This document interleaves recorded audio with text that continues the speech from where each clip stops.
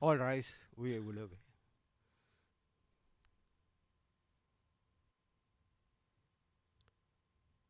The International Criminal Court is now in session. La Joint Cour Pénale International est ouverte. Please be seated. Veuillez vous asseoir.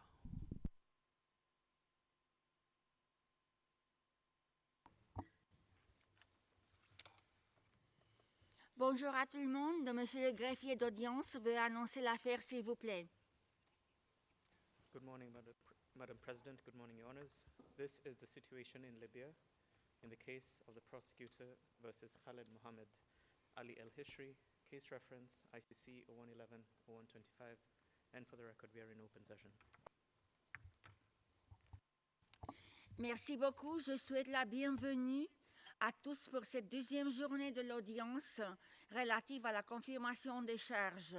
Je vais d'abord vérifier avec les parties et participants s'il y a eu des changements dans la composition de leur équipe. Je commence aujourd'hui avec la défense. Maître Hassan.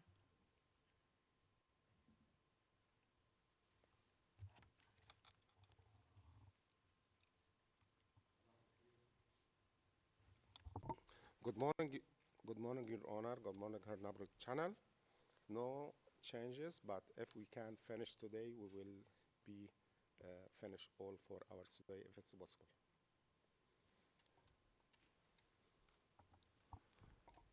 Merci beaucoup, maître. Je me tourne maintenant vers les représentants légaux des victimes. Il y avait des changements de votre côté, Madame Pelé?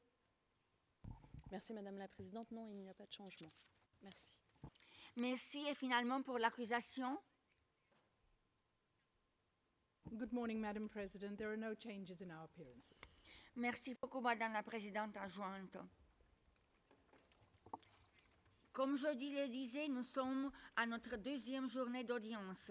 Nous reprenons aujourd'hui avec les arguments sur le fond. D'abord le procureur. Je donne parole à l'accusation. Prenez le temps de vous installer. Vous avez donc toute la séance de ce matin. Nous prévoyons terminer vers midi. Vous avez la parole, Madame.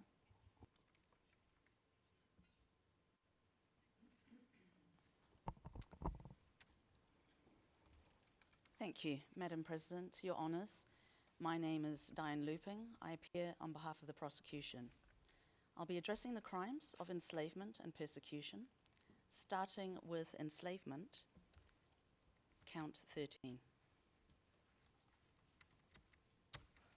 Sorry, Madam President, I appear to have some problems with the...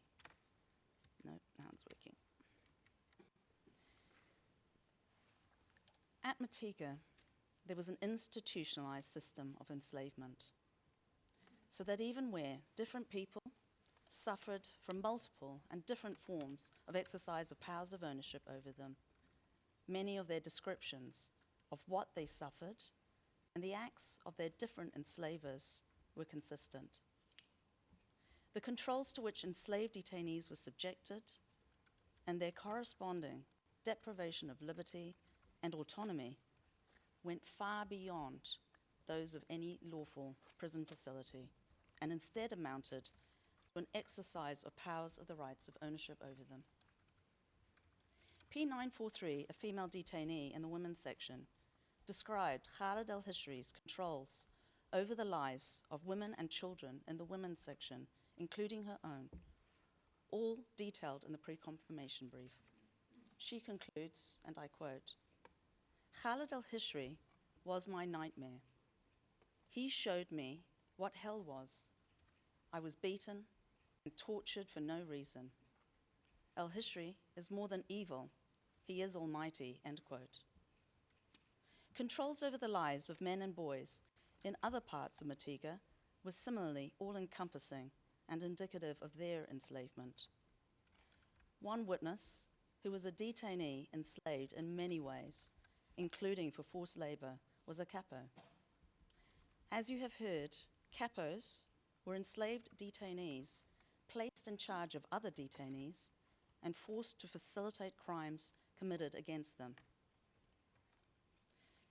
He explained why he became a capo, saying, quote, I did my best to survive in prison, and I had to show that I was obedient, end quote. P498 described one of the many common experiences of controls over all detainees, namely deliberate starvation and how this deprived them of their autonomy. Quote, "It is a policy in Matiga prison to starve you to the point where your only focus is what I will eat today. They want you to forget about everything else, your family, your work, your whole life. You can only think about what you will eat. My thinking became limited when I was detained. I even forgot about family visits. I lost hope, and the same of my family," end quote. As witnesses collectively describe a living hell, a struggle for daily survival, controls over detainees' liberty and autonomy in essentially every aspect of their lives, even their thoughts. This was the grim reality for all enslaved detainees at Matiga. From their viewpoint, their enslavers, including Khalid al-Hishri, literally became all-powerful, able to control their lives and exercise powers of ownership over them in a very systematic and deliberate way. Your Honours, I will be first highlighting some key points relevant to understanding the scope of the crime of enslavement in this case, and will then look at examples of key categories of enslaved detainees. First, to better understand the scope of enslavement in this case, I will address briefly 4 points: who the enslaved detainees were, where they were held and enslaved, for how long they were enslaved, and how the perpetrators enslaved them. First, turning to who was enslaved. The enslaved detainees were Libyans and non-Libyans, including black migrants, namely non-Libyans from East, West, Central, and Southern Africa. They were also of different ethnicities, races, beliefs, religions, ages, genders, and sexual identities. Second, turning to where they were enslaved. Enslaved detainees were enslaved within Matiga compound and in and around Tripoli. Most enslaved detainees were enslaved within the main prison inside Matiga compound. They were also enslaved elsewhere outside the main prison within the compound. For instance, enslaved fighters held in underground bunkers or by the nuclear, enslaved children and adults held isolated in other separate locations, such as in solitary cells or near the Rehabilitation Training Center and mosque. Enslaved children and adults were also used for forced labor in the compound, and enslaved women and girls sexually violated and abused inside the women's section and some inside so-called leisure areas belonging to leaders, including al-Hishri within the compound. Outside Matiga compound, enslaved detainees were also subjected to an exercise of powers of ownership in and around Tripoli. Libyans, non-Libyans, including black African migrants, were taken out of Matiga and used for hostilities. For instance, armament deliveries inside Tripoli, such as at the airport, by the beach, in Al-Kremia, Kremia district, and around, including outside Tripoli, such as at Sabrata and Tarhuna. They were also used for fighting in hostilities, including at the front line in Tripoli, both within and outside the compound. They were taken out of the compound and used for forced labor by the beach road at the so-called leisure farms of leaders such as Kara and al-Hishri. Libyans, non-Libyans, males, females, including children, were enslaved by sexual violence and rape. Outside Matiga, at the beach, and in the leaders' leisure farms, including that of al-Hishri. Third, in terms of for how long were the detainees enslaved at Matiga? As you've heard, some were held and enslaved just for a few days, whilst others for many years. As ICC chambers have confirmed, including in Ntaganda, there is no minimum period of time for enslavement. Additionally, in this case, even after some were supposed to be released, they continued to be subjected to controls by perpetrators. For instance, those forced to join the SDF RADA, or those forced to convert to the belief system imposed by the perpetrators and then monitored to ensure their continued compliance. In Ntaganda and other ICC cases, it has been recognized that enslavement is a continuing crime. Fourth, turning to how Matiga perpetrators enslaved detainees. Enslavement was institutionalized and systematic. First, the leadership, including Khalid al-Hishri, Kara, and Njim, themselves enslaved detainees through many acts of exercise of powers of ownership over many persons, and forced their subordinates to support and sustain this enslavement system. Second, the enslavement conduct happened constantly against all types of detainees and controlling essentially all aspects of their autonomy. It was often intersectional, in that for all detainees, it was sexualized, gendered in differing degrees, and for many, also racialized. Jurisprudence, set out at paragraphs 86 to 88 of the pre-confirmation brief, makes clear the following points when assessing if a person had powers of ownership exercised over them. First, it is a case-by-case, fact-sensitive test. So what might be an indicator of enslavement in one case, or for one person, can be different in another. Second, indicators are therefore not exhaustive. Third, there is no need to prove any one indicator. And if one or more indicators of enslavement are identified as applicable, enslavement is established. Fourth, this also means looking at any relevant indicators as a whole and in a context, which in this instance is an institutionalized system of enslavement. Fifth, amongst the many indicators of enslavement mentioned in previous jurisprudence, at least 4 are relevant in this case and common to all enslaved detainees, demonstrating how the Matiga perpetrators exercise powers of ownership over them and deprive them of their liberty and their autonomy. But these indicators are mere examples. There are also additional indicators, in this case relevant, for different enslaved detainees, including those enslaved by forced labor or because of their special vulnerability, both these factors being standalone indicators in themselves of enslavement. I will now outline the 4 key indicators. Turning to the first indicator, Matiga perpetrators, including al-Hishri, exerted powers of ownership over enslaved detainees by exerting controls over personal liberty, physical movement, including through detention and unlawful imprisonment. The perpetrators systematically restricted the detainees' physical movement, including by forcing them to suffer inhumane cell conditions, as was described yesterday.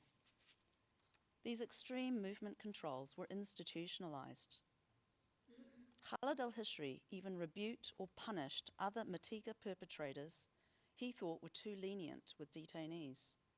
For instance, bringing them out of their cells for health reasons. Perpetrators also deprived detainees of their personal liberty and physical autonomy through the unlawful detention and imprisonment. This was systematic in that many were unlawfully imprisoned, arbitrarily detained by being held without charge or without any valid charge, and they were all subjected to the unlawful, inhumane conditions in which they were kept. Many were detained with the very purpose to enslave them. I refer to pre-confirmation brief, footnote 293. The leaders, including al-Hishri, deliberately prevented their release. They decided whether detainees would be released, often ignoring official and judicial release orders. The leaders enslaved by unlawfully imprisoning as many detainees as possible, in part because of financial gain.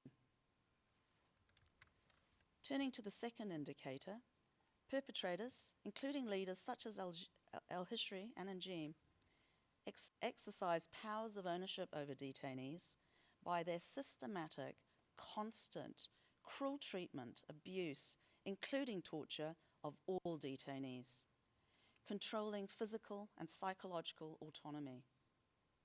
This systematic abuse included regular, individual, collective punishments, daily beating, starvation, deprivation of medication and medical treatment, many forced to give blood for injured RADA fighters. And as will be explained later, this also includes unlawful forced labor. Khalid al-Hishri and other leaders institutionalized these controls by themselves perpetrating this enslavement conduct. And Khalid al-Hishri even violently punished guards and enslaved detainees he viewed as obstructing this type of mistreatment.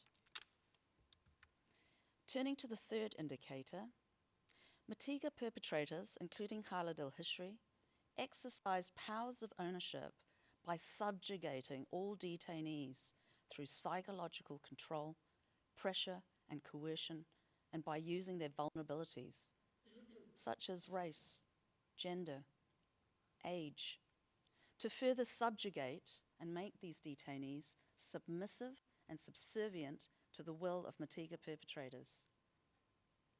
Psychological pressure and coercion was systematic, institutionalized, as the leaders, including al-Hishri and their subordinates, constantly used these same methods, including violence and threat of violence, violent retribution, threat of violent retribution, constant torture, cruel treatment, abuse, dehumanizing derogatory language, pressure by threats or actual harm, including criminal abduction of family members, to pressure the targeted persons to do what the leaders and other perpetrators wanted them to do, and nobody was spared, even children and the elderly. Controls over personal thoughts and beliefs, religious and political, by psychological and physical coercion, including torture. Turning to the fourth indicator, the leaders, including al-Hishri and other perpetrators, exercised powers of ownership over detainees by exerting controls over their sexuality, sexual and gender identity in different ways and in differing degrees, depriving them of their autonomy over sexual and gender identity, sexual and reproductive autonomy. This too was systematic and institutionalized. The perpetrators, the leaders, including al-Hishri, exercised their powers of ownership by controlling and restricting the detainees' autonomy over their sexual and gender identity, by imposing their views about gender and gender hierarchies. In particular, they did this in the following way. First, as you've heard, they constantly used sexualized, gendered, dehumanizing language to control, subjugate, and deprive both male and female detainees of their sexual autonomy. Second, they arrested and punished, including by torture and cruel treatment, women and girls perceived as having jobs that they viewed as inappropriate for their gender, politicians, journalists, singers, footballers, or for behavior that they considered inappropriate for their gender, such as being seen at the beach or using social media. They similarly arrested and punished by torture and cruel treatment detainees whose gender identity or expression was perceived as inappropriate. Women, girls, perceived as being so-called manly. Men, boys, being actually or perceived as being gay or so-called effeminate. Thirdly, they treated as inferior women, girls, based on the perpetrator's views of gender hierarchies. For instance, Hishri transported women and girls like cattle by sticks and ropes. Fourth, they imposed their gendered controls over appearances and dress codes for males and females, with punishments including severe beatings for non-compliance. Hishri even shot a woman for having an item of clothing he found inappropriate. Fifth, they imposed unlawful gendered labor roles. Men used to fight and torture other detainees, women and girls beaten when taken out of their cells to do domestic labor. Sixth, they attacked the sexual and reproductive autonomy of males and females, depriving them of that autonomy by the following. They conducted and ordered sexualized bodily searches that amount to rape and sexual violence. They committed other forms of rape, sexual violence, threats of both during or outside torture. For instance, P439, anally raped by penis by his torturer, was told, and I quote, "You will be under RADA all your life," end quote. They deliberately targeted and attacked genitals, anus, buttocks, alongside gendered insults and other controls over bodies, designed to disempower and emasculate, denigrate, and control men and boys. The perpetrators carried out similar attacks against women and girls, with additional attacks on their breasts, and some perpetrators, including Khaled Hishri, by ejaculating over their bodies. All of this behavior designed to control, subjugate, denigrate, reinforce gender hierarchies over women and girls.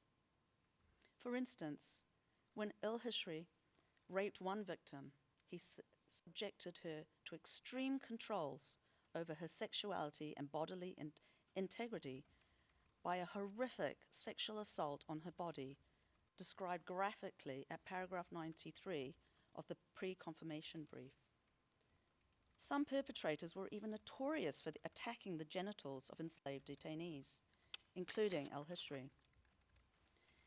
They permanently deprived some women, men, and children of their reproductive autonomy or ability to have children. This includes a child, F3029, raped multiple times by leaders, including Hishri. She was impregnated, and Hishri brought her to a clinic where she was forced to have an abortion and her uterus was removed. Hishri and others also deprived women and children of adequate food and medicines until some, in desperation, were subjected to sexual violence in exchange for food or medicines for themselves or their children. Many of these detainees were especially vulnerable, which is also an indicator of enslavement.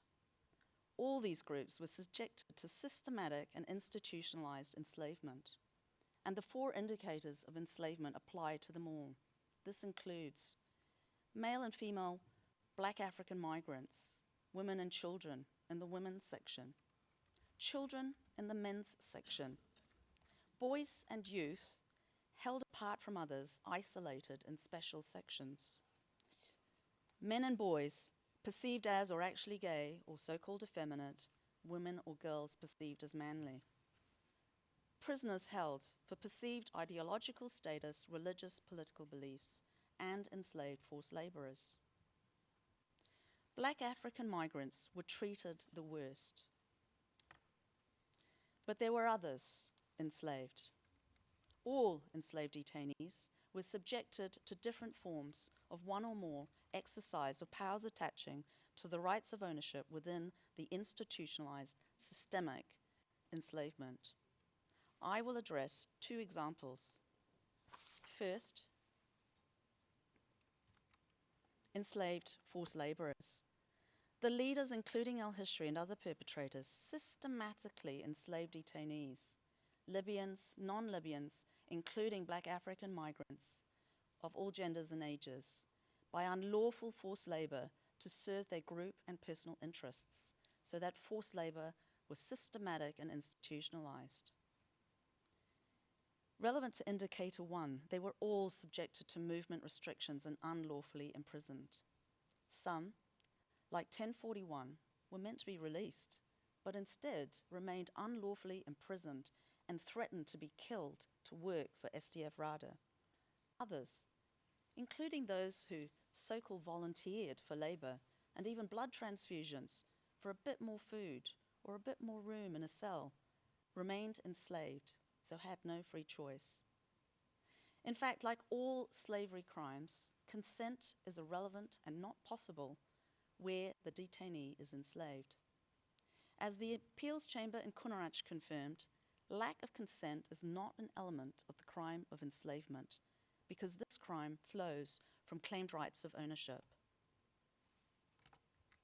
Relevant to both Indicators 2 and 3, the perpetrators forced enslaved detainees to do unlawful forced labor, help commit crimes against other detainees, do unsanitary or hazardous labor, such as treat contagious detainees, do extremely hard, dangerous labor, such as heavy construction at the leader's private properties, including al-Hishri, and fight in armed hostilities for RADA forces, including under Kara, and to do labor that exposed them to the greater risks of physical and psychological harm by being forced to move out of their cells into areas where crimes were happening or where they were forced to face violent perpetrators like al-Hishri.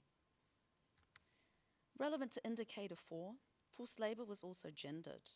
Men and boys forced to fight or help torture others, the women and girls forced to do the domestic labor, being exposed to greater risk, both genders being forced to do invasive bodily cavity searches amounting to sexual violence and rape, also making them victims as well of sexual violence.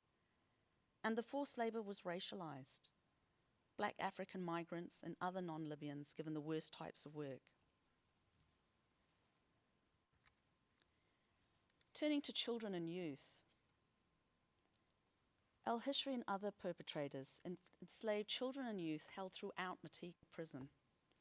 Children in the women's section and in the men's section, children and youth isolated in separate locations in Matika, including in the children's cell, and others held near the rehabilitation and trading center. Children born to enslaved persons in Matika were also victims of enslavement, and I refer to the Coney confirmation decision.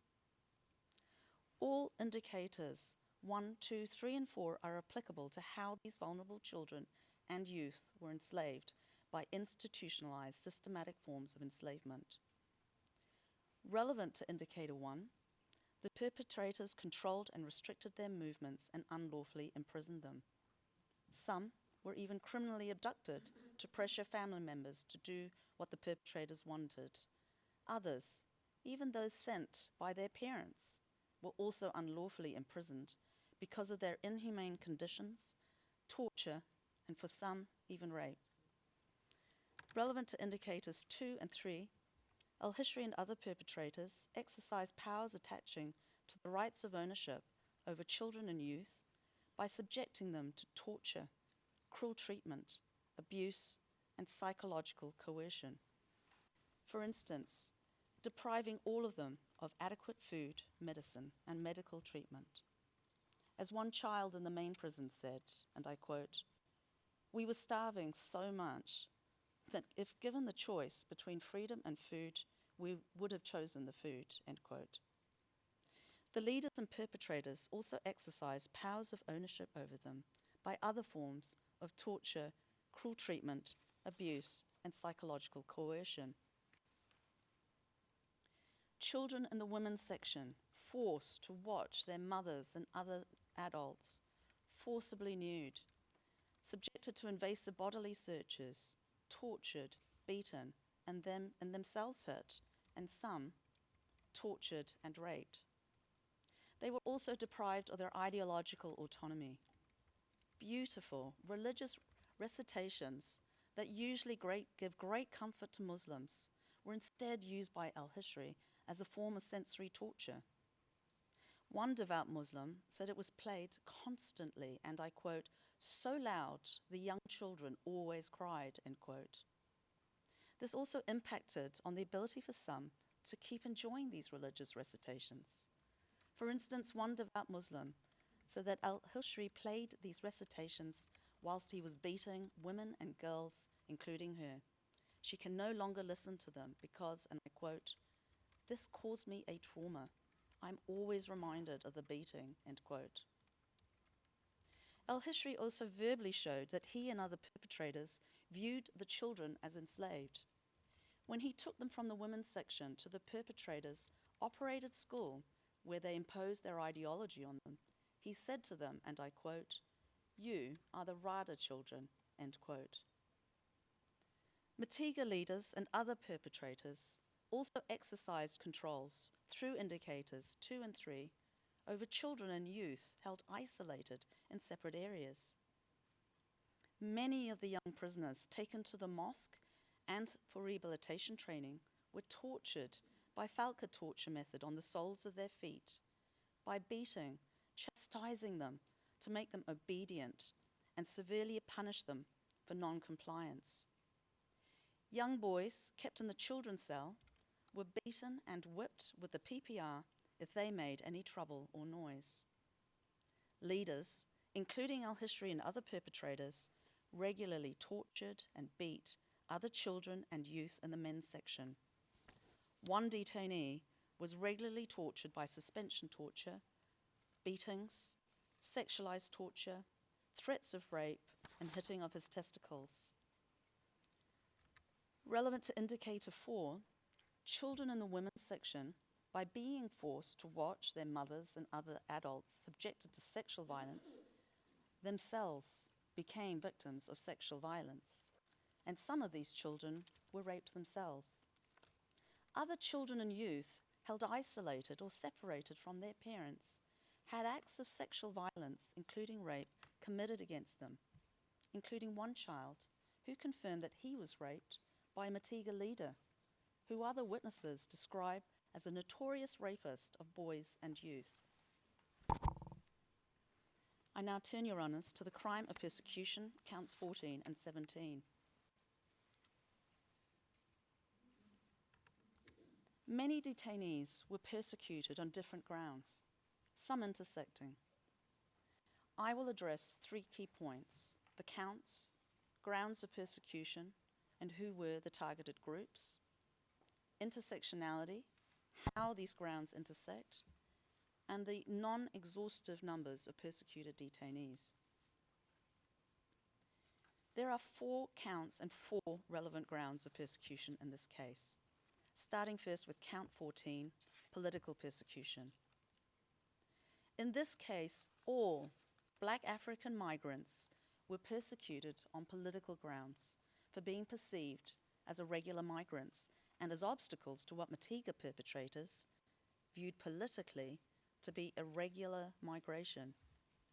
But it was unlawful for these perpetrators to target any and all Black African migrants for persecution on political grounds by automatically treating any Black African migrant as an irregular migrant because of their perceived or assumed irregularity, as well as by targeting them for especially cruel treatment and as slaves because of their perceived inferiority to Libyans.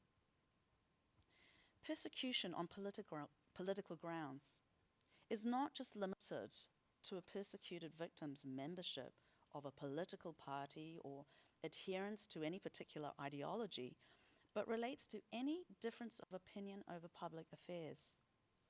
Even if a person has no political views, they can still be targeted on political grounds if they're perceived as opponents or obstacles to the perpetrator's implementation of their political agenda. For instance, when one detainee was purportedly facilitating illegal smuggling of migrants, El-Hishri sarcastically said to her, I quote, "I will do you a favor and put you with your African migrant friends," end quote. For the detainee, quote, "This was meant as punishment," end quote, because all of these black African migrants, quote, "were treated very poorly and considered as slaves," end quote. They were in extremely small, heavily overcrowded cells. Libyan detainees were also targeted on political grounds. For their perceived non-compliance with the Matiga perpetrators' political stance, namely as perceived opposition to the perpetrators' own agendas or interests. For instance, 1026 stated, and I quote, "RADA goes after anyone who's from the east of Libya because they're believed to be supporters of Haftar," end quote. Moving to count 15, religious persecution, Libyans, non-Libyans, including black African migrants, were all targeted for religious persecution. And they didn't just target for persecution those perceived as non-believers or those who disagreed with the perpetrators' practices or beliefs, but anybody perceived as not complying with their practices or views. This also included devout Muslims, some of whom may even have held the same religious beliefs as the perpetrators, but all of whom suffered as well because of the violent way in which the perpetrators imposed their ideological practices and beliefs on all of them. For instance, some devout Muslims, for whom it is important to perform ablutions before prayer, were prevented in doing this because detainees were beaten to leave their cells quickly for prayer. And as explained, all women and children, including those who are devout Muslims, suffered from sensory torture inflicted by El-Hishri because of the way he played so loudly and constantly recitations on loudspeakers and whilst they were being beaten. Now, to be clear, the torture was not what was being broadcast, but the harsh loudness, constant playing, and connection being tortured by severe beating. Additionally, perpetrators specifically targeted for torture and harsh treatment those that they did perceive as disagreeing with their ideological practices or beliefs or otherwise viewed as non-compliant. This included other Muslims who were adherents of ideological views or practices different to that of the perpetrators, Christians, atheists, those perceived as using sorcery. They forced them to convert, tortured them until they repented and converted, and then monitored them after they were released to make sure they continued to practice the perpetrators' practices and beliefs. One detainee was a Muslim whose ideological views and practices were different to that of the perpetrators.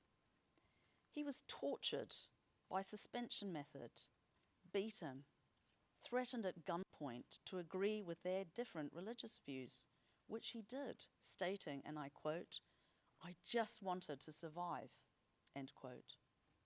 A Christian detainee, arrested and held for his religious beliefs, was forced to do religious activities and tortured, stating, and I quote, "We wanted to show we were making an effort to learn, but it was like ideological rape, forced to attend lecture and perform prayers against our will," end quote. He was mocked by one torturer who said to him, quote, "You are a dog, you are a Christian," end quote. And even after his release, they continued to monitor his forced conversion. Another detainee, an atheist, described how one torturer said to him, and I quote, "You either believe in God or we will lift you to God," end of quote. Turning to count 16, primarily black African migrants were targeted for persecution on grounds of nationality, race, and ethnicity, both males and females.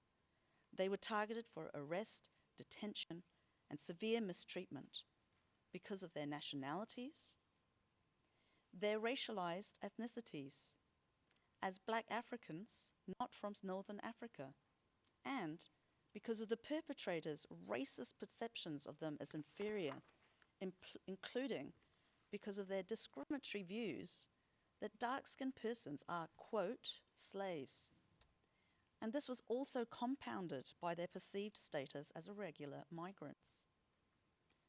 They received the worst treatment at Matiga, persecuted by being subjected to physical, psychological abuse amounting to torture and cruel treatment.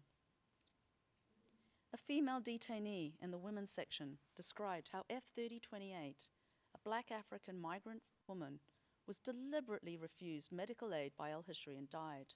The suspect said, and I quote, "Let her die.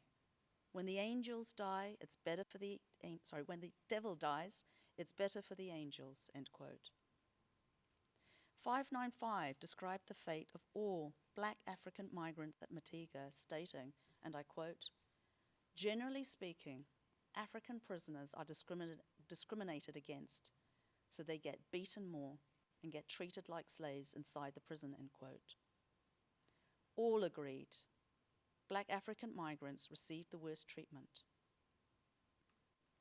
However, there were some other detainees also targeted for persecution on grounds of nationality, race, and ethnicity. For instance, 1710 described how detainees, including Libyans, who were ethnicities that were dark-skinned, were also called slaves and also persecuted. They were treated less favorably than other Libyans. 730 describes how Matiga perpetrators targeted for discriminatory conduct almost all non-Libyans and gave them the worst types of forced labor compared with Libyans. Turning to count 17, detainees were also persecuted on grounds of gender. There were three main categories, namely all women and girls at Matiga, some because of their actual or perceived gender identity, including sexual orientation, such as gay or so-called effeminate men and boys, as well as women and girls perceived as masculine, and all men and boys who were subjected to violence to emasculate or feminize them. These detainees were all targeted by arrest, detention, and mistreatment, including, but not limited to, acts and threats of sexual and reproductive violence. Under Article 7, subparagraph 3 of the statute, gender is defined as the two sexes, male and female, quote, within the context of society, end quote. This reference to within the context of society means examining relevant societal constructs of gender, including gender hierarchies, gender and sexual identities, and gender expressions, and this includes sexual orientation. As stated in Trifterer, Article 7, subparagraph 3 must be read together with Article 21, subparagraph 3 to interpret these provisions broadly, inclusively, to include targeting of persons based on their sexual orientation. Likewise, in this court, PTC 2 recently confirmed in a decision on arrest warrants against senior Taliban leaders that gender persecution includes targeting of persons based on their expressions of sexuality or gender identity, and this includes sexual orientation. In Colombia, the Special Jurisdiction for Peace has confirmed in a number of cases, including the Marco Case 11, that persons targeted because of their sexual orientation and or gender identity or expression are considered victims of gender-based violence. In this case, victims were targeted for gender persecution because of their expressions of sexuality, their gender identity, including sexual orientation, and which were regarded as inconsistent with the perpetrator's views on gender. First, women and girls. Some arrested for conduct viewed as deviating from the perpetrator's views of so-called appropriate societal behavior for their gender. As I've mentioned, Some arrested because of their jobs, such as politicians or singers. Some because of their public behavior, such as being on social media or being seen with boyfriends. All were tortured and subjected to cruel treatment and abuse in gendered ways. For instance, by the violence that targeted with their breasts, their buttocks, and by vaginal, anal, and the oral rapes. And by the misogynistic references to their gender, such as female sex slaves, thabia, bitch, whore, slut. Some had their reproductive autonomy targeted, such as a pregnant woman who was tortured even after her waters had broken. Some were targeted for sexual violence and rapes.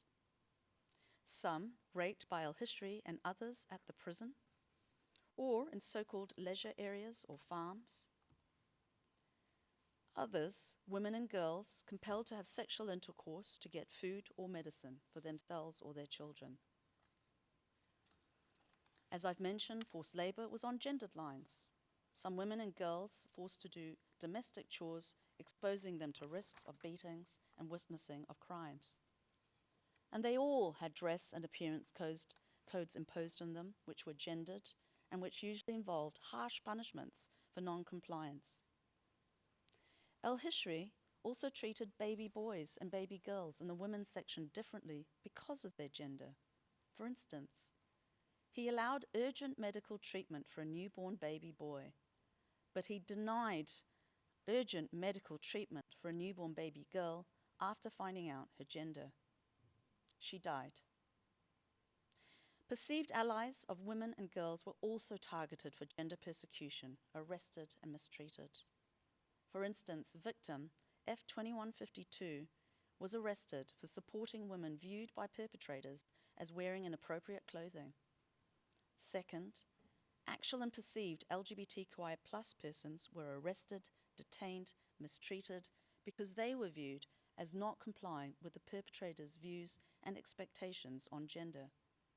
They were targeted for sexualized torture, reproductive violence, and by discriminatory verbal abuse and threats.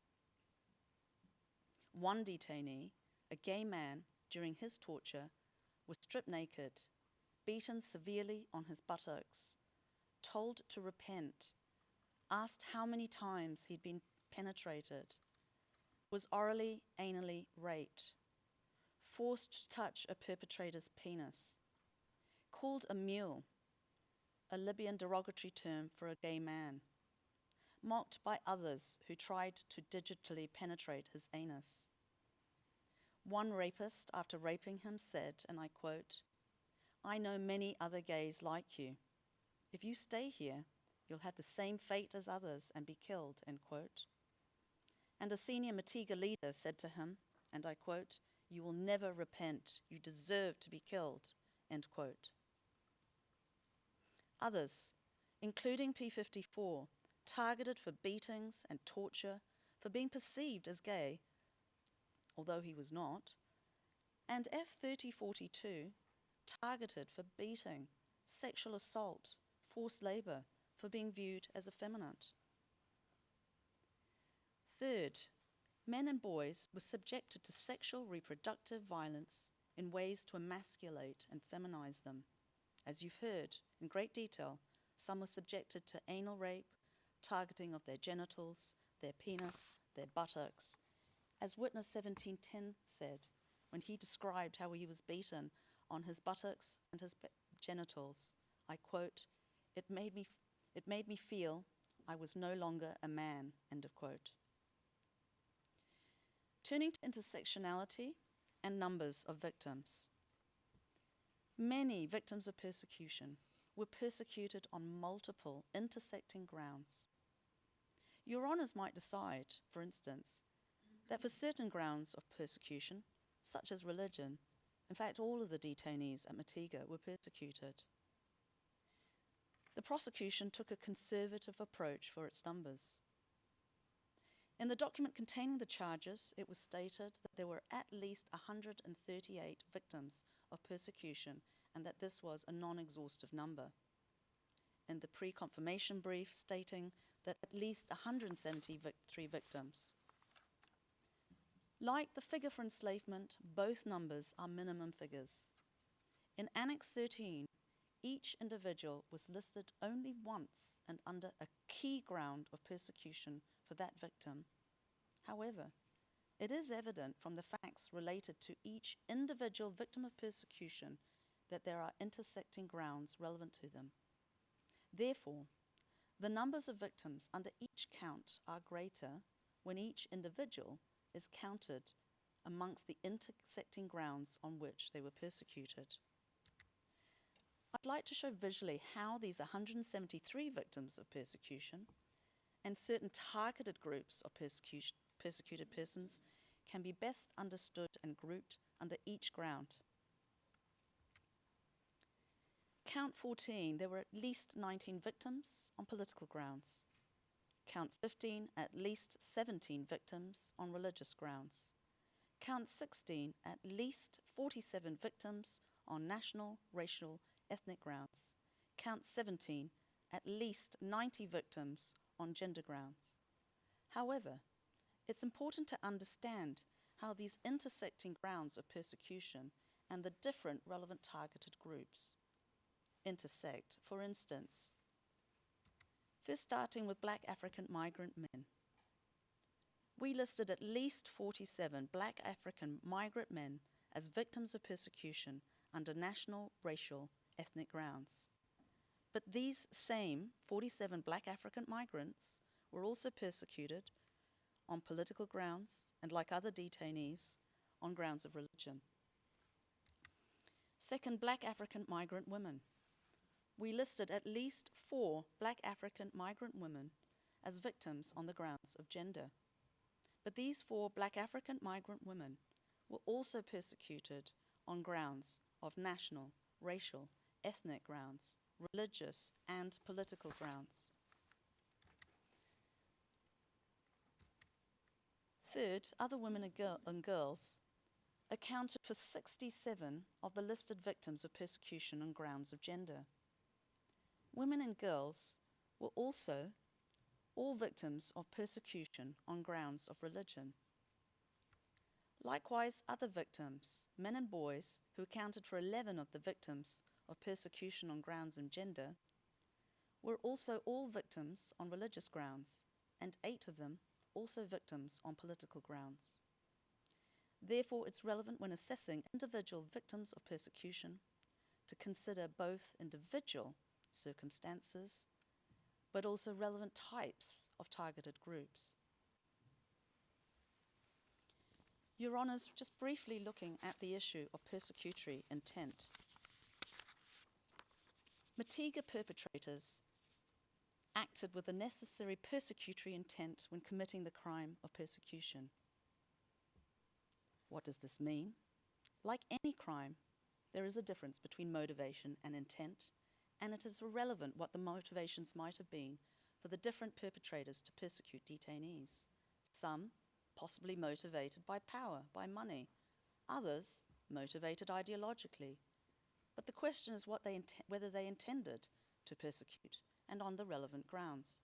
For instance, a Matiga guard who beats a detainee to get them out of their cell, forces them to kneel, to recite the required prayers of the perpetrators, beats them for non-compliance, intends to persecute that detainee on the grounds of a religion. It is irrelevant whether that guard was motivated by their own personal ideology or not.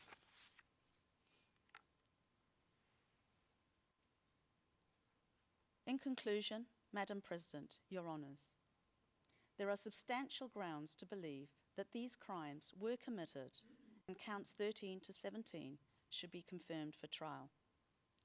I now pass the floor to my colleague, Mr. Hisham Murad.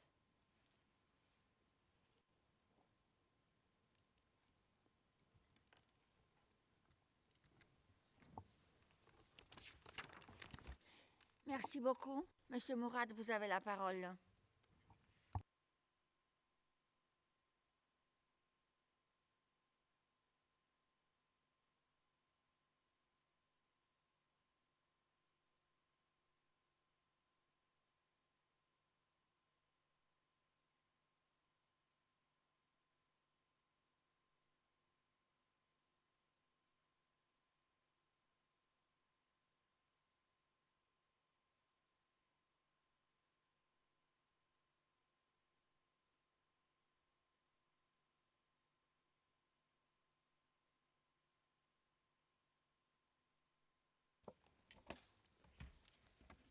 Thank you, Madam President, Your Honors.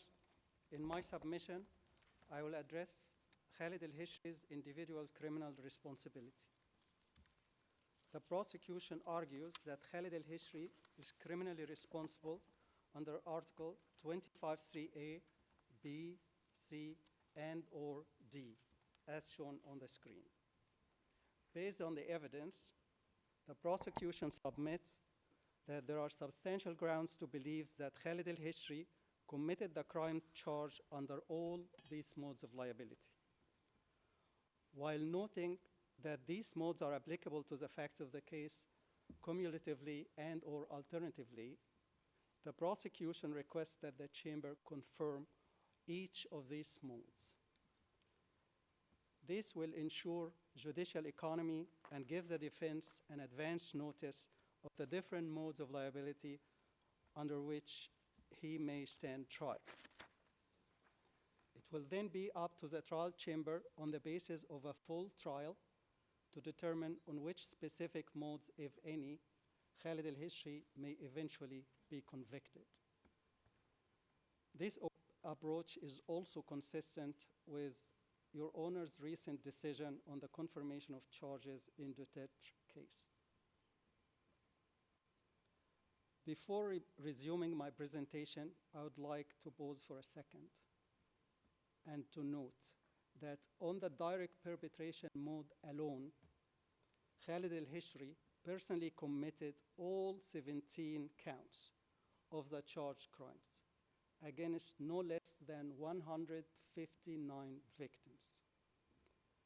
This number is only a representative sample of victims that the prosecution has conservatively identified.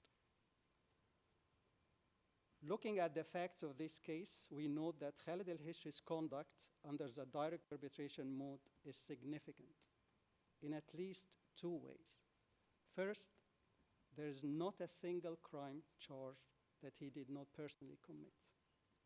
Second, this number of identified victims, while chosen conservatively for the purpose of the confirmation hearing, remains one of the highest numbers of victims targeted by any suspect as a direct perpetrator before this court to date. This makes it clear that Khalid al-Hishri was hands-on in the commission of the crimes, creating a culture of impunity for the alleged crimes and setting a negative example for the Mitega perpetrators to follow. Your Honors, I will divide my presentation into two parts. In the first, and in order to avoid unnecessary repetition, I will focus on Khalid al-Hishri's essential contributions to the crimes, which form a common basis for all charged modes of liability. In the second part, and in the interest of time, I will only focus on three different modes under Article 25(3)(a), as shown on the screen. Our complete submission on all these modes, including also under Article 25(3)(b), C, and D, are set out in paragraphs 154 to 255 of the pre-confirmation brief. I will turn now to the suspect essential contribution. First, Khalid al-Hishri contributed to the commission of the crimes through his exercise of general authority and influence through the Mitega prison. Over 20 witnesses provide corroborative evidence confirming his authority and senior role in SDF RADA and in the prison, as described in paragraphs 158 to 160 of the prosecution brief. At least 5 witnesses stated in clear terms that Khalid al-Hishri was the second in command after Abdul Rauf Kara, the undisputed leader of SDF RADA. Evidence shows that Khalid al-Hishri was not a figurehead. Far from it. Witnesses describe him as a powerful man, as one of the founders of RADA and a high-ranking official, one of the main pillars of RADA, and that he held absolute power. He exercised a role of real power and authority over prison staff, including shift commanders, guards, medical staff, interrogators, arrest units, and all detainees, as set out in paragraph 161 of our brief. Even members of the judicial police, who officially fall under the authority of Njim, the prison director, could not go against Khalid al-Hishri's orders.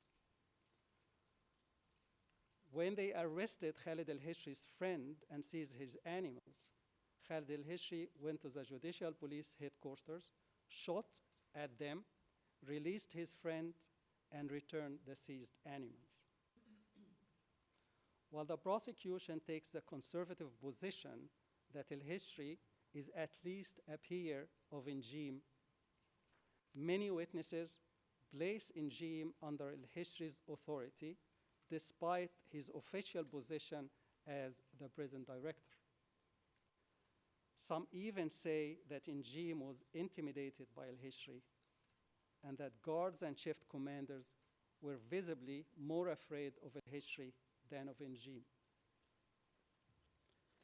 In one instance, Njim ordered a detainee to install certain cameras in the prison. When al-Hishri learned about this order, he shouted at the detainee, saying, "This is not going to happen." He ordered him to return to Njim and tell him directly that the installation would not proceed. It was clear to everyone that Khalid al-Hishri's orders had to be followed. Prison guards and even Njim could not overturn al-Hishri's orders. For example, on one occasion, al-Hishri tortured a detainee and left him suspended from the ceiling for hours. His agonizing screams drew the attention of a sheikh from the prison, who came to his aid. But once he realized that this was al-Hishri's doing, he told the detainees, and I quote, he could not intervene because it was al-Hishri who had ordered it. He said he would have stepped in to stop the torture if the decision had come from anyone else. He said that if he tried to help, he risked being hung himself by al-Hishri, end quote. Evidence also shows that when al-Hishri placed a detainee in a cell, not the guards, not even Njim, could remove that detainee to a different cell. Even in matters as minor as opening a closed hatch in a cell door so that detainees could get some fresh air or even switching on a ventilator, guards often expressed their inability to make the slightest change that may appear to alter something that was done or ordered by al-Hishri. When witness B1673 requested from the guards to open the hatch, the guards replied, and I quote, "Sheikh Khalid al-Bouti closed it, and we have no power to open it," end quote. As shown by the evidence, al-Hishri's authority in the prison extended to defy even the orders issued by the Attorney General of Libya. Once, when Khalid al-Hishri learned that the Attorney General had ordered the transfer of a detainee out of Mitega to another prison, he was enraged. He dragged the detainee, tore the transfer order, and told her, and I quote, "You went to El-Sur to complain about us?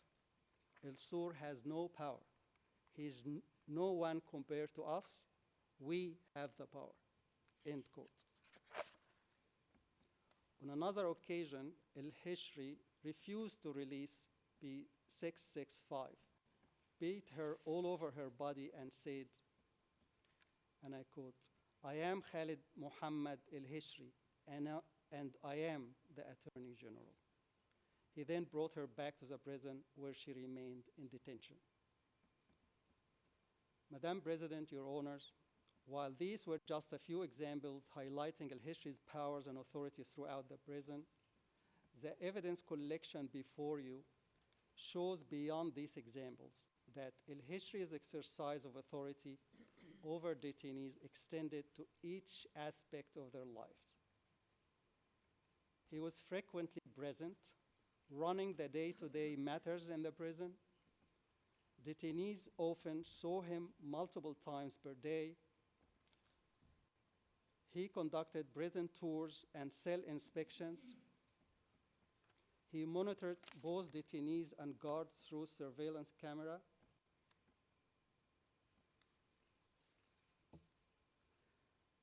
Al-Hishri could decide on the quantity and quality of the food provided to the detainees and on their access to medical care.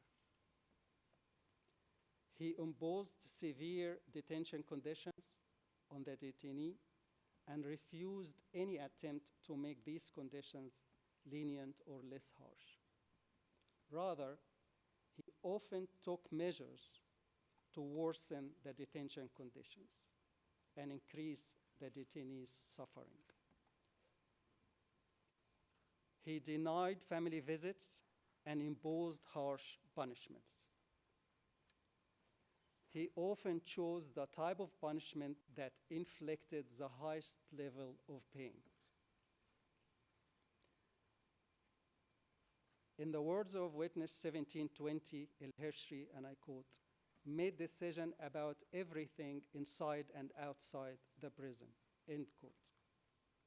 Likewise, witness 1673 said, al-Hishri managed daily matters of detainees, transferred detainees, and oversaw their torture. His name alone instilled fear among both prisoners and guards. Once, because some detainees made noise in their cell or left the lights on, al-Hishri, as described by witness 650, took all detainees in this cell into the yard and forced them into a stress position. He then walked around and beat any prisoner who could not maintain this position. He would leave the yard and watch from the surveillance cameras and then come back again and beat up any detainee who had left the stress position.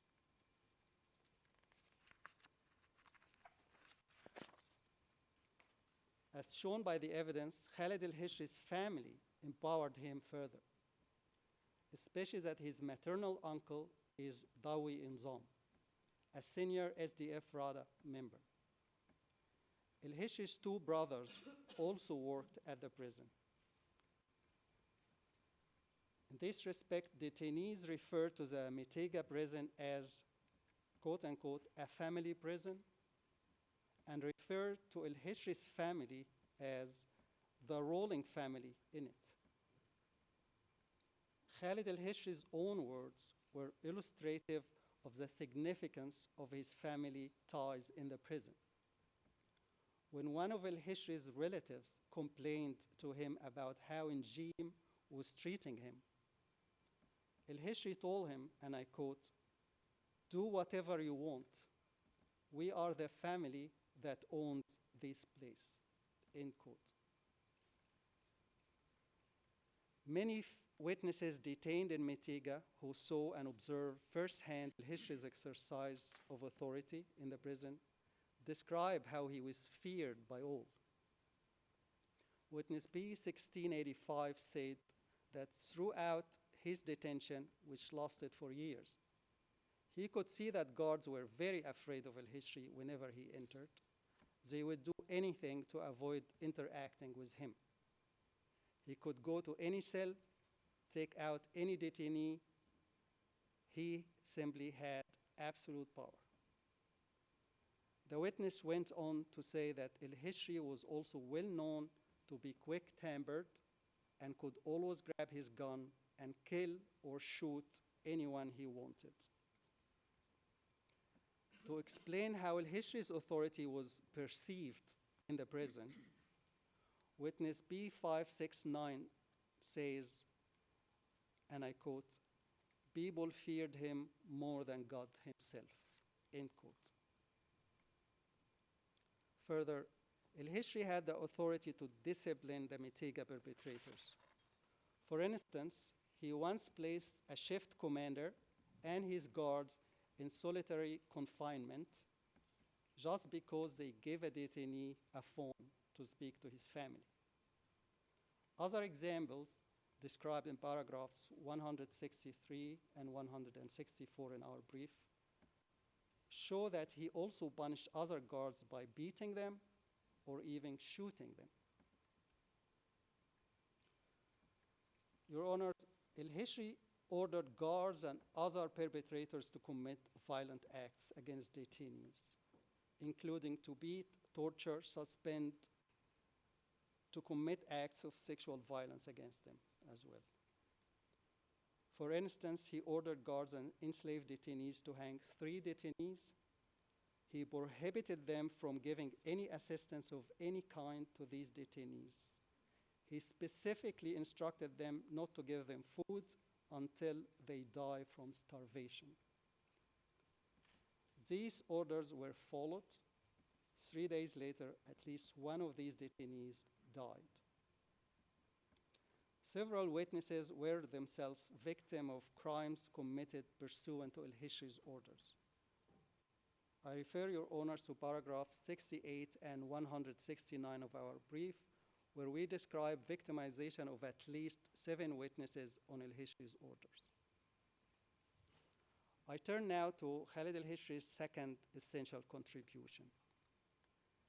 He had the unique position of exercising direct control over the women's section.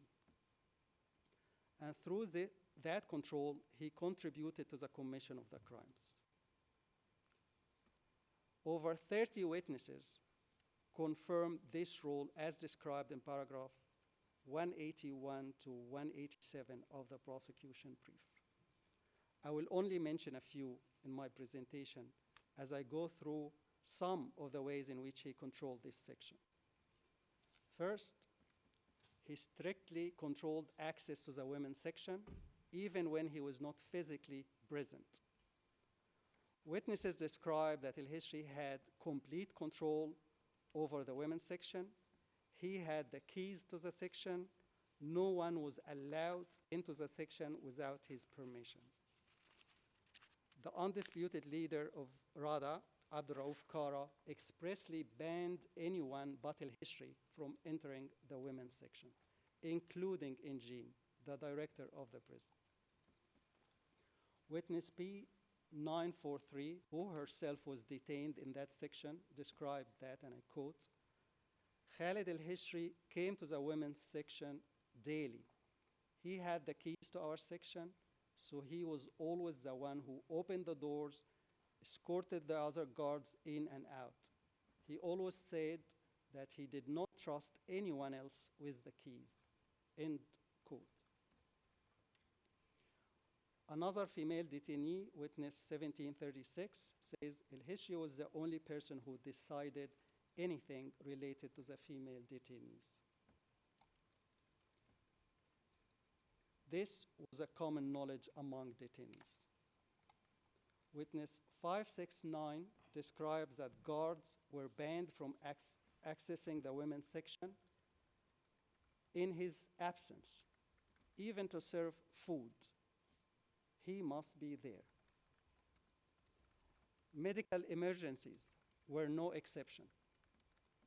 Witness B54 describes an incident where a female prisoner suffered a stroke, and with all the screaming for help, no one would dare open the door unless Al-Hishri arrived. Being the one controlling access to the women's section meant, in such cases, Al-Hishri need to be informed to decide what to do if there is any case of emergency. Witness 665 stated that there was a detained girl who suffered from asthma. The other female detainees in the cell thought she was dead, so they kept banging on the door and screaming that the girl had died. El-Hishri, who was outside the prison at the time, got very annoyed because this incident disturbed him and meant that he had to return to the prison. When he arrived, he threatened the female detainees, saying, and I quote, "If he comes and sees that the girl is still alive, he will hang all the girls outside," end quote. Second, he exercised daily control over the women, girl, and young children held in the women's section. He controlled their access to food and medical care. He determined their detention, cell allocation, and release. He personally handcuffed, blindfolded, and escorted women and girls in and out of the section. He often took them to the areas known as Islamic neighborhood or Zanaklia and participated in their interrogation and torture. He also carried out body searches of female detainees and ordered other detainees to carry out these searches under his supervision while he was there watching. Third, El-Hishri's authority was also manifested in his unfettered power to personally beat girls and women over and over again and in the open, in front of everybody to see. Witnesses describe El-Hishri's beating to women and girls as continuous and brutal. This led witness P1736, for example, to put her thick winter clothing in summer, to protect herself and reduce the suffering from the recurring beatings. When El-Hishri beat her while she had these additional layers on, she suffered, but her winter clothing gave her some relief. Noticing what she did, El-Hishri surprised her the very next day. He came early without giving her a chance to put on the extra layer of clothing, and he beat her severely. The beating was so severe that she was bleeding from all over her body. The next day, he just did the same. Evidence shows that beating was the norm and could be triggered by any reason. Witness 1750 described that, and I quote, "Khalid el-Hishri used to beat the women at dinner time so that they would not make noise at night," end quote. Witnesses describe that women's screams were so overwhelming that other detainees would cry from just hearing the screams. They would cover their ears so they could not hear these agonizing screams. Your Honors, Hishri's third essential contribution was that he himself directly carried out many crimes repeatedly on a large scale and in the most savage ways. Witnesses invariably describe El-Hishri as a notorious torturer. P1710 says, El-Hishri tortured detainees barbarically. He would beat anyone with whatever he had in his hands, be it a hammer, a shovel, or a BBR. He repeatedly punished all detainees in a cell or a section for any reason, or for no reason at all. As described by witness 1720, El-Hishri frequently ordered the guards to take out the witnesses and all detainees in his cell to an inner yard. El-Hishri would then order the detainees to lay down on their stomachs and beat them with a PBR while insulting and cursing them. The witness described that, and I quote, "These punishments broke my spirit. They were humiliating and belittling, and I felt my dignity was degraded, especially knowing that I had done nothing wrong," end quote. Witness B571 described that Hishri, after shooting detainees, he often instructed the guards not to give any medical treatment.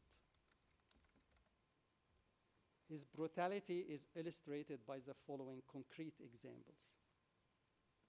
In one instant, he tortured witness 1685 and another detainee to extract information from them. He beat them with a reinforced metal bar used in construction. The beating targeted the weak points of the kneecaps, elbow, and head. The beating continued until the metal bar bent. Describing the pain he suffered, the witness says he felt as if he was, and I quote, being electrocuted in his brain. He could feel it through his spine. End quote. End quote. After the beating, Hishri was told that the detainee were going to die, to which he simply replied, "Let them rot." Your Honors, on Hishri's orders, witness B925, a former detainee at the prison, was taken to the so-called Islamic neighborhood. There, he found 4 detainees already hung with hooks attached to the grilled structure in the ceiling. While 2 of them had their shoulders dislocated from the suspension, Hishri was simply sitting in front of them eating quietly. The witness describes that he could not believe that someone could calmly eat while facing people hanging and screaming in pain and begging for mercy. When Hishri interrogated the witness, the witness said that he was innocent and did nothing wrong. Hishri reacted to this by ordering black African migrants to hang the witness. The pain from the hanging was so severe that the witness could not take it anymore, and then he started shouting. To this, Hishri simply took his handgun and shot the witness. This bullet, as described by the witness, was a mercy shot, because it was this bullet that made him lose consciousness, and therefore he no longer felt the pain. Madam President, Your Honors, the evidence before you is replete with many examples of the violent acts committed by the suspect. We heard over the course of the prosecution presentation when he was chasing a prisoner with a shovel, holding it like an axe, striking the victim until he could no longer move and his blood covered the floor. We also heard that he routinely beat female detainees, and he would not stop the beating until he saw blood. Or when he used the longest BBR to inflict pain on the maximum number of women with each blow. Or when he saw detainees suspended with their hands in front of their bodies. To him, this was not painful enough, so he suspended them with their hands behind their back, pulled their bodies down until their shoulders dislocated. Again, these were just some of the many examples of the violent acts Khaled Hishri personally committed. Your Honors, this brings me to the second part of my presentation, focusing on the alleged modes of liability under Article 25(3)(a). And now I'll start with the joint perpetration mode. On the evidence before Your Honors, there are substantial grounds to believe, we argue, that Hishri carried out the crimes charged in all counts, jointly with other co-perpetrators, including Abdurraouf Kara, Dawi Nzam, and Njim. Abdurraouf Kara is a founding member of SDF RADA and its ultimate leader. He exercised overall control over the Mitiga prison through Mitiga prison leadership, including Hishri, Nizam, and Njim. He personally attended the prison, interrogated detainees, ordered their torture, refused to allow medical care, and permitted violent commission of crimes by other co-perpetrators, including the suspects and Njim. Dawi Nizam, a close associate of Kara and a senior member of SDF RADA. As noted, he is also El-Hishri's maternal uncle. He collaborated closely with Kara and the other co-perpetrators. He helped maintain control over Mitiga prison and the Mitiga compound more broadly. He disciplined SDF RADA members. He participated in the commission of crimes, including by torturing detainees, together with El-Hishri and Njim. Finally, Osama Njim was a senior SDF RADA member and a close associate of Kara. He served, as we heard, as the official director of Mitiga prison. He carried out and supervised many acts of torture and abuse, a fact supported by the issuance of a warrant of arrest against him by this court for alleged crimes of the same nature, at the same location, and within a time frame encompassing the temporal scope of this case. El-Hishri coordinated with his co-perpetrators in imposing and maintaining the system of mistreatment and abuse. This system that they put in place in Mitiga to commit the crimes through a common plan. Evidence shows that the crimes alleged in all counts were committed as part of a common plan between the co-perpetrators with the objective to exercise control over persons in the Mitiga perpetrators' custody or control in pursuit of SDF RADA interests or views and or those of its members through means such as punishment, coercion, and exploitation. Principally at Mitiga prison, but also in other locations in and around Tripoli within the temporal scope of the case. Your Honors, as established by the jurisprudence of the court, a common plan need not be explicit. It can be inferred from the facts and circumstances of the case. In this case, the existence of the common plan is evidenced by the following points. One, the co-perpetrators used Mitiga prison as a tool to serve the interests of SDF RADA and their own. In particular, to punish perceived opponents, to gain money, to have access to free labor, often by targeting Black African migrants, to intimidate persons or to extract information. This is further illustrated by the following examples.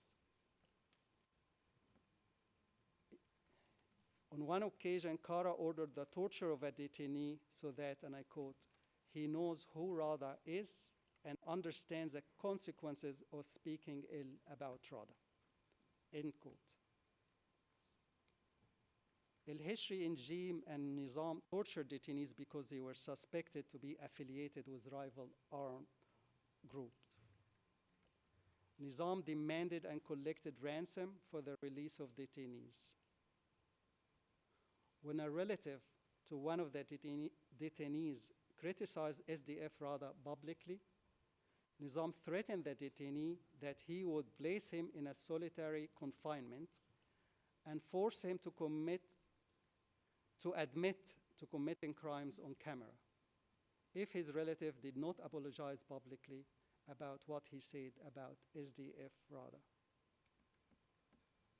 These are simple examples to show how the crimes and for what purpose the crimes were committed to serve their interest as a group or as individuals. Second, the existence of the common plan is also inferred from the systematic nature of the alleged crimes and the prolonged period of their commission. As discussed by my colleague, Mr. van der Werf, there is abundance of evidence demonstrating the systematic nature of the mistreatment of detainees, from their induction, initial torture, and interrogation, followed by conspicuous and sustained mistreatment and abuse throughout their detention over a prolonged period of time. This exemplifies the constant control exerted by the co-perpetrators over the detainees and the persons in their custody and control, consistent with the objective of the common plan. Third, the common plan is also evidenced through the co-perpetrators' own conduct participating in the crimes at Mitiga prison, of which the prosecution has already given many examples during its presentation today and yesterday. This conduct demonstrates that the co-perpetrators had all embraced the common plan and participated in its implementation. And finally, the common plan is inferred by the measures taken by the co-perpetrators to conceal the crimes at Mitiga, revealing their consciousness of guilt of the criminal component of the common plan, and establishing their intent to ensure the continuous implementation of the common plan without any external pressure. These measures included, for example, first, limiting inspection of Mitiga prison by any external organization. When inspection could not be avoided, the co-perpetrators took measures to hide entire sections from inspection, remove detainees in large numbers from cells to give the misleading impression that cells were not overcrowded. For instance, when a human rights organization sought to inspect Mitiga prison, Hishri, he oversaw the removal of almost 200 detained women and children from the women's section to another location, leaving only a reduced number of detainees. He also threatened the detainees that were left to meet the representative of the organization so that they do not report on the abuses that happened in detention. Second, another measure that the co-perpetrators used to conceal the crimes was to posting online videos of confession to unlawful behavior, demonstrating to the public that SDF RADA is a law enforcement agency, fighting crimes in a lawful manner, contrary to the evidence establishing that these videos were made under duress to enhance SDF RADA's reputation. And I refer your honors to paragraph 222 in our brief.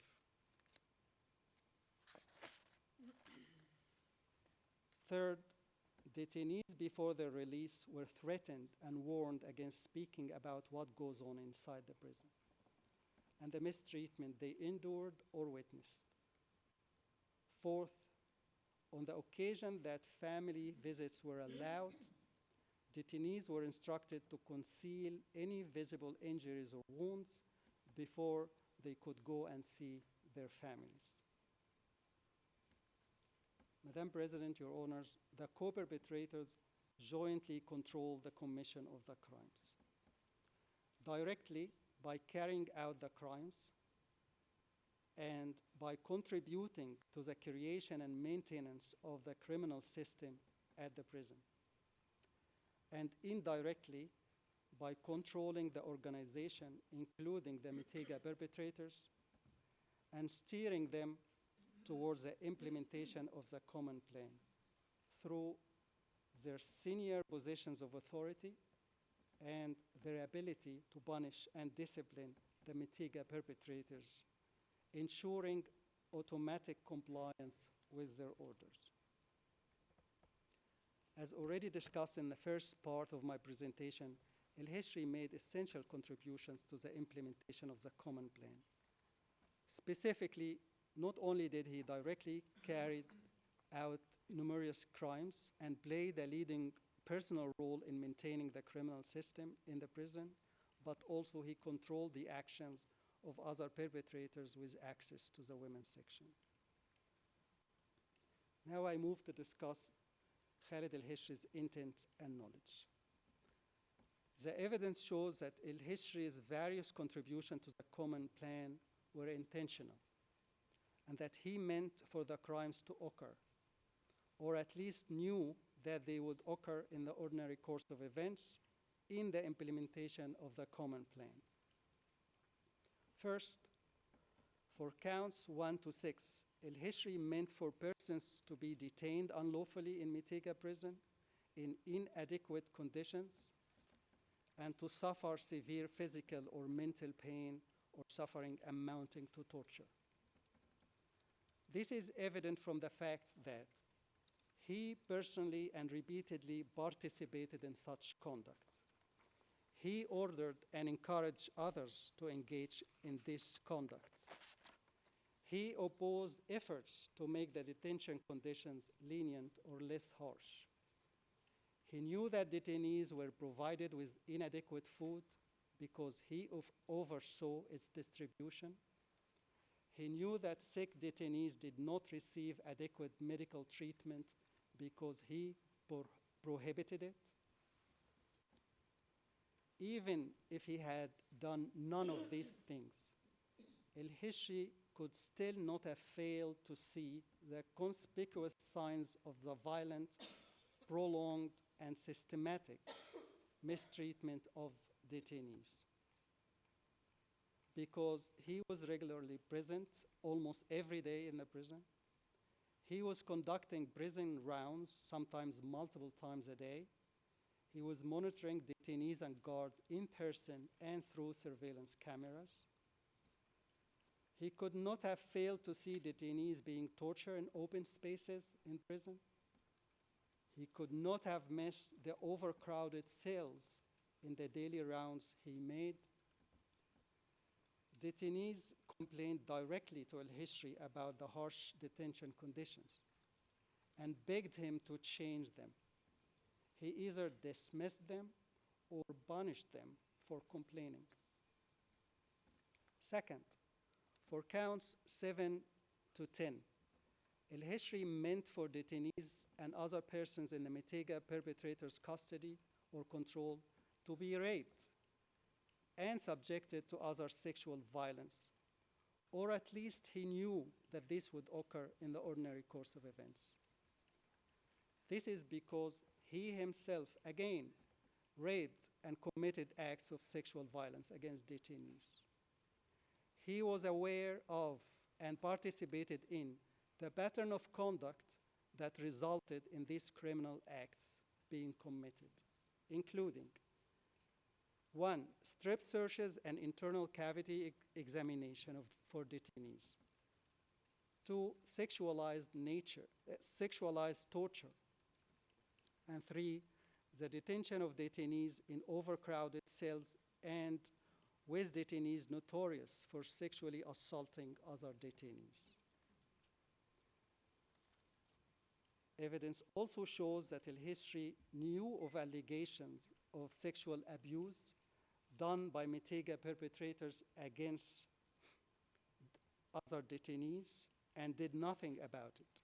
Instead, he punished the person that tried to take an action against it by banning him temporarily from coming to the prison and did nothing to the perpetrators. I refer your honors in this context to paragraph 233 of our brief and footnote 1256. Third, for counts 11 and 12, al-Hishri intended or was aware that detainees would die as a consequence of the violent, prolonged, and systematic mistreatment. This is because he himself killed many detainees. His own statements reveal his intention. We heard many of these statements today and yesterday. For example, when warned that his torture of detainees would cause their deaths, he simply said, "Let them rot." Or when he scolded a senior Mitega official for taking detainees out of the cells to get some sun for medical reasons. He said, "What are you doing? You are trying to help them. We are trying to make them die." Or as we heard today and yesterday on several occasions, El-Hishri gave clear instructions not to provide food or any kind of assistance to torture and suspended detainees, so that they die where they were suspended, and die they did as intended.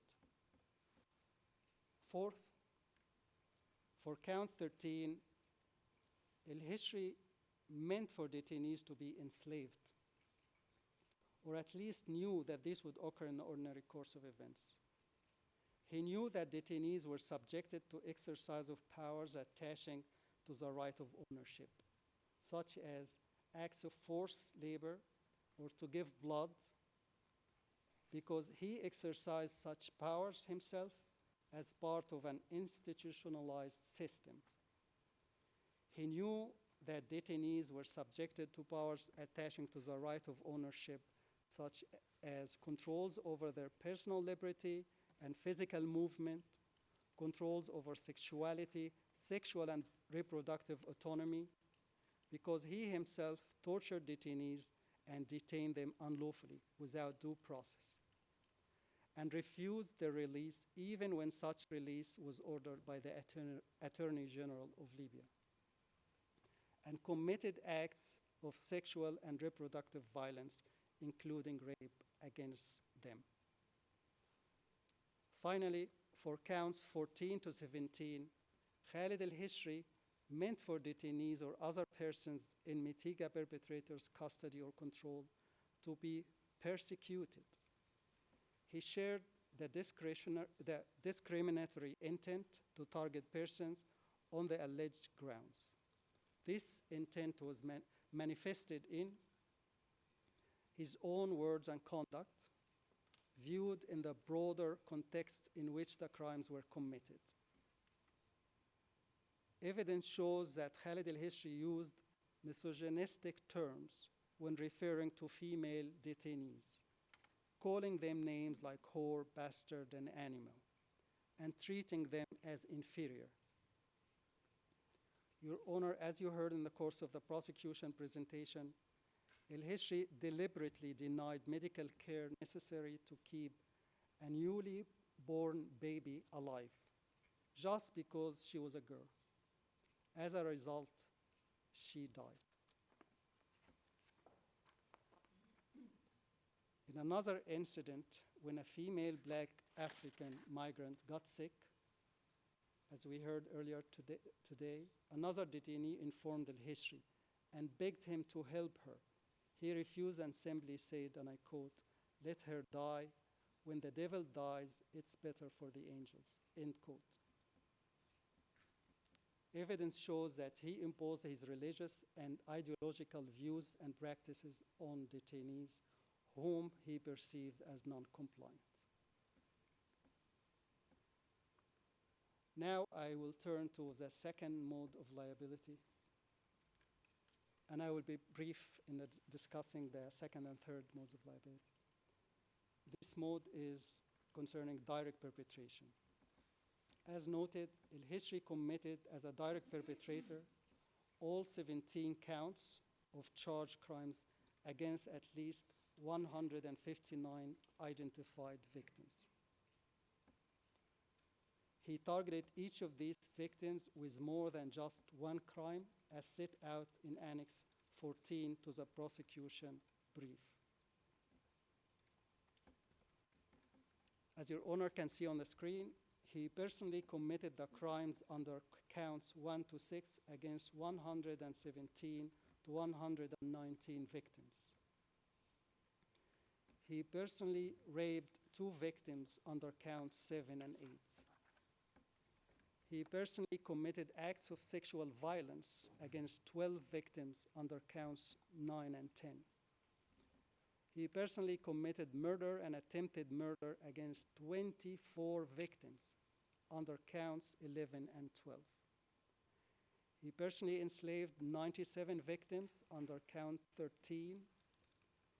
he personally committed acts of persecution against 23 victims on political grounds under count 14, against 76 victims on religious grounds under count 15, against 12 victims on national, ethnic, and or racial grounds under count 16, and against 78 victims on gender grounds under count 17.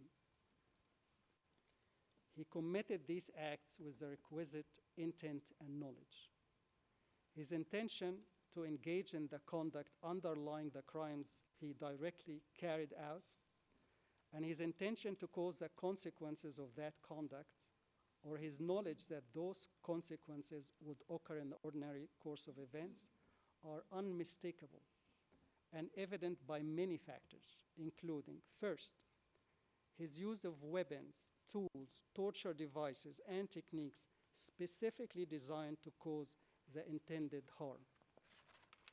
Second, the compound nature of his criminal acts with which he often targeted the same victim. His criminal acts were rarely in isolation. His beatings were often coupled with restraining and suspension, or with insults and threats, or with forcing the victims into a stress position, and in many instances, with shooting the victims with a firearm.